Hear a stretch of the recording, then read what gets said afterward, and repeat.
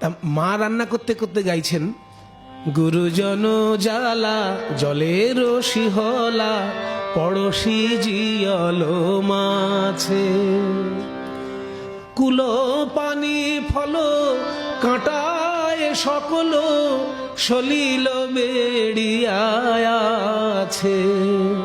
কলঙ্ক পানায় সদা লাগে গায়ে, ছানিয়া খাইনু যদি, অন্তরে বাহিরে কুট কুট করে, সুখে দুঃখ দিল বিধি, বলি ভালোবাসার কি এই পরিণাম, তার ভিতরে বাহিরে জ্বালা, ভালোবাসার কি এই পরিণাম, অন্তরে বাহিরে কুট কুট করে, সুখে দুঃখ দিল বিধি। মা রান্না করতে করতে এই পদ গাইছে। আমি বলছি, মা তুমি যে পদটা গাইছো এটা কোন লীলার জানো? মা বলছে, অত লীলা টিলা বলতে পারবো না, ছোটবেলা থেকে শুনেছি, মুখস্থ আছে, গাইছি। এইরকম আমাদের ঘরের পরিবেশটা আর কি। এটা হচ্ছে আক্ষেপ অনুরাগের একটি পদ আর কি। রাধারানী আক্ষেপ করছেন, দুঃখ করছেন যে আমার ভালোবাসার কত কষ্ট। 8 জনের উপর দুঃখ করেছেন রাধারানী। বলছে, কৃষ্ণঞ্চ মুরলীঞ্চ আত্মানঞ্চ সখিং প্রতি দ্বিতীয়াং ধাতরি কন্দর্পে তথা গুরুগণাদিশ। কৃষ্ণ ভালো নয়, নাইলে আমাকে এত কষ্ট কেন দেয়? প্রথম কৃষ্ণের প্রতি আক্ষেপ। তারপরে মুরলী, বলে কৃষ্ণ ভালো, কিন্তু বাঁশিটাই যত নষ্টের ঘোড়া। মুরলীর প্রতি আক্ষেপ। কৃষ্ণ যে মুরলী, যে আত্মা নিজের প্রতি আক্ষেপ, যে আমি যতখানি কষ্ট পাচ্ছি, কই এতটা কষ্ট তো বৃন্দাবনে আর কেউ পায় না, তাহলে আমি বোধহয় খারাপ। হ্যাঁ, আত্মানঞ্চ সখিং প্রতি, সখীদের প্রতি তোরা খারাপ। হ্যাঁ, তারপর দ্যুতি, যে যোগাযোগ করে দিয়েছে, ওই দ্যুতি হচ্ছে যত নষ্টের গোড়া। দ্বিতীয়াং ধাতরি, তারপর ধাতরি বিধাতা, বিধাতা সবকিছু জানে তবুও যোগাযোগ করিয়েছে, ওই নষ্টের গোড়া। ধাতরি কম দর্পে, কামদেবীর উপর আক্ষেপ, তথা গুরুগণাদিশু, গুরুজনের প্রতি, যে ওনারা যদি এত বাধা না দিতেন তাহলে এতটা কষ্ট হতো না আমার। এই যে 8 রকমের আক্ষেপ অনুরাগ, তার মধ্যে প্রেম প্রতি আক্ষেপের এইটা একটা পদ আর কি। আচ্ছা, মানে মাও ছোট থেকে বোধহয় এই পরিবেশেই বড় হয়েছিলেন, সেই কারণেই যখন রান্না করছেন তখন এই পদগুলো। তার রান্নার কষ্টটা গায়ে লাগছে না, অত্যন্ত পরিশ্রম করে মা আমাদের বড় করেছে। আমরা শিক্ষার আগ্রহটা আমার কাছ থেকেই পেয়েছি। রান্না করতে করতে উনি আমাদেরকে মানে 1 থেকে 1 2 3 4 একদম 100 পর্যন্ত মুখস্থ তখনই ধরতেন। কাজে এই যে মায়ের শিক্ষা, বাবার শিক্ষা, দাদার শিক্ষা, আমার মেজদার কথা বলছিলাম না, অনিল ভট্টাচার্য, ও মানে হঠাৎ হঠাৎ এত সুন্দর সুন্দর সুর বানিয়ে দিত গানের উপর, চিন্তা করা যায় না। একটা গান, দাদা এটা একটু সুর করে দিত, সঙ্গে সঙ্গে বেদনাহারি জয় শ্রী মুরারি, নম নম প্রভু নম নম, বেদনাহারি সন্ধ্যা সকালে এসো হে গোপাল, সন্ধ্যা সকাল এসো হে গোপাল, হৃদয়াঙ্গিনায় মম বেদনাহারি জয় শ্রী মুরারি, নম নম প্রভু নম নম। ওই যে মেজদার কথা বলছিলাম না, ওই বলল যে দেখ, ঘরোয়া গান আমরা যেমন খুশি গাইতে পারি, কিন্তু সঠিক জায়গায় গুণী সমাজে পরিবেশন করতে গেলে গুরুমুখী গান যাকে বলে, গুরু পরম্পরাক্রমে প্রাপ্ত কীর্তন শিখতে হবে। সেই শিক্ষাটা কিভাবে? সেই শিক্ষাটা শুরু হলো ওই মেজদাই ঠিক করে দিলেন প্রথম, নীলমণি দাস মহাশয়। উনি হচ্ছেন মুর্শিদাবাদের বিখ্যাত গায়ক ছিলেন, যামিনী মুখার্জি তার দোহার।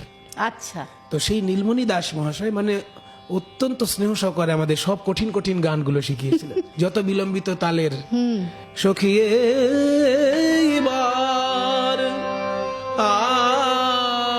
আমি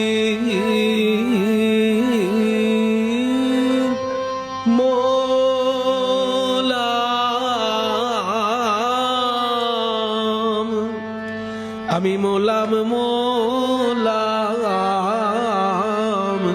শ্যাম ও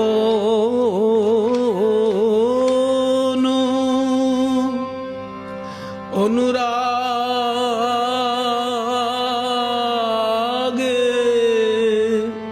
শ্যাময়নু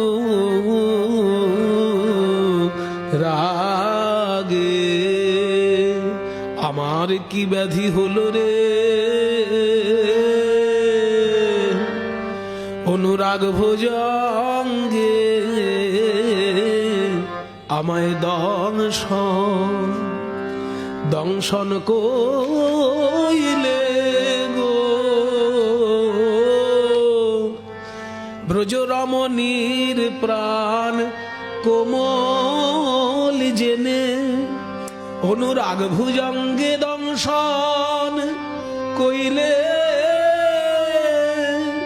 ব্রজরমণীর প্রাণ কোমল জেনে আমার কি ব্যাধি হলো গো, এইবার আমি মলাম। কি অদ্ভুত অদ্ভুত রূপক রয়েছে হ্যাঁ। পদাবলী সাহিত্যে। আপনি যখন গান প্রথাগতভাবে শুরু করলেন কীর্তন শেখা, একদম।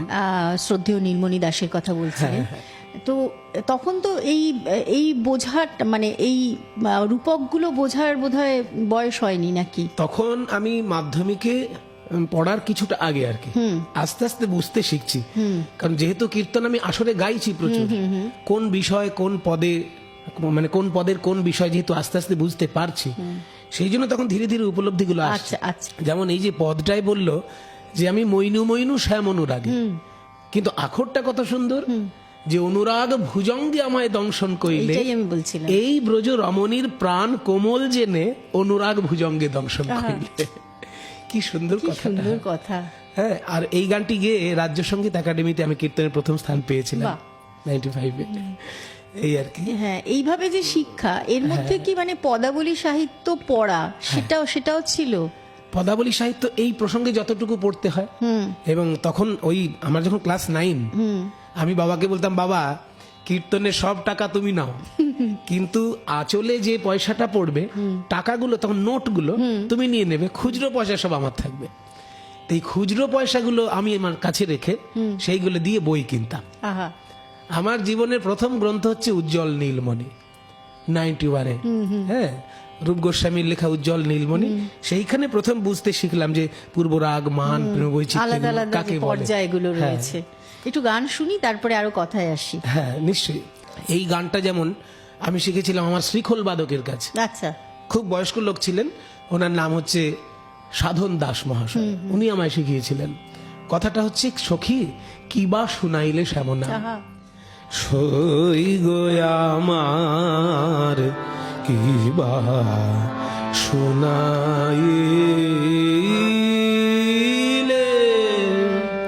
শুনাইলে গো,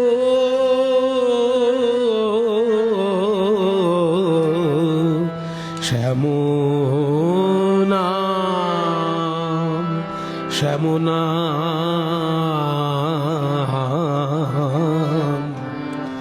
শুনাইলে শ্যামনাম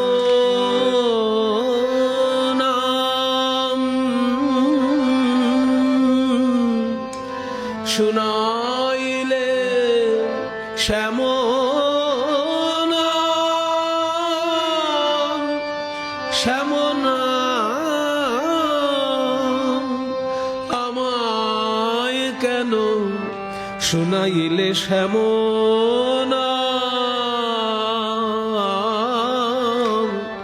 শ্যামনাম শ্যামনাম গো, জন্মাবধি এমন নাম কভু শুনি নাই, বলি নামে কত মধু আছে, কৃষ্ণ নামে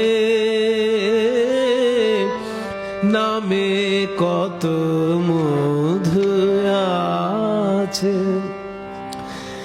কানের ভিতর দিয়া আমার মরমে পশিল গো, কানের ভিতর দিয়া আমার কানের ভিতর দিয়া কানের ভিতর দিয়া মরমে পশিল গো, আকুল করিল মন প্রাণ রে, প্রাণ সখী গো আকুল, আমার মন প্রাণ হলো আকুল, আমার মন প্রাণ হলো আকুল করিল মন প্রাণ রে।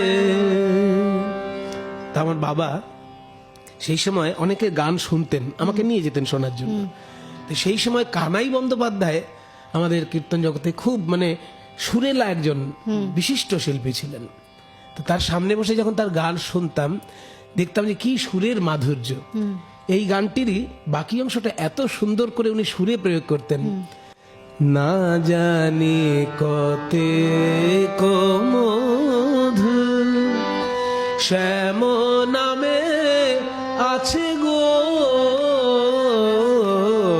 না জানি কতে মধু শ্যাম নামে আছে গো, আমার বদন ছাড়িতে নাহি পারে,